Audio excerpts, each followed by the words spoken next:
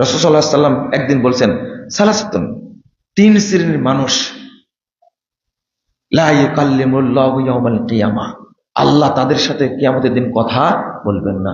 ওয়ালা ইউযাক্কিহিম ওয়ালা ইয়ানজুরু ইলাইহিম, কথা বলবেন না, তাদেরকে দেখবেন না, তাদেরকে পাপ থেকে পবিত্র করবেন না।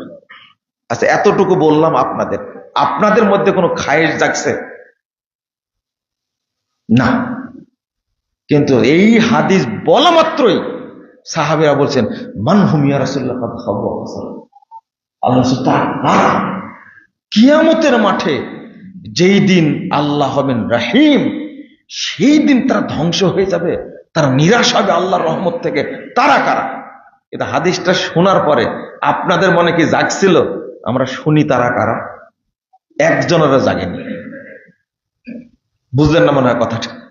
আমি যে হাদিস যখন অনুবাদ করলাম, তিন শ্রেণীর মানুষের সাথে আল্লাহ কথা বলবেন না, তাদের দিকে তাকাবেন না, তাদেরকে কি করবেন না? পবিত্র করবেন না। এই যে বললাম, আমাদের কারো অন্তরে জাগেনি তখন, তাহলে তারা কারা? এটা জাগেনি।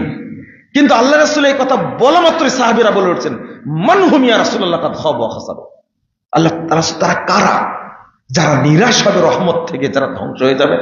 তখন রাসূল সাল্লাল্লাহু আলাইহি ওয়াসাল্লাম এক নম্বর বললেন, আল মুসবিল, যারা টাকনুর নিচে প্যান্ট, পায়জামা, লুঙ্গি পরিয়ে দেয়, ওর কাপড় পরে, তাদের মধ্যে এক নম্বর তারা। লা হাওলা ওয়ালা কুওয়াতা।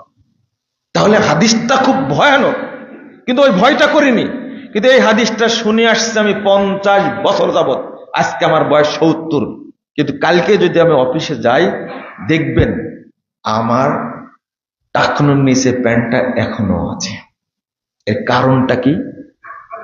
ভিতরে কি নাই? ঈমান নাই।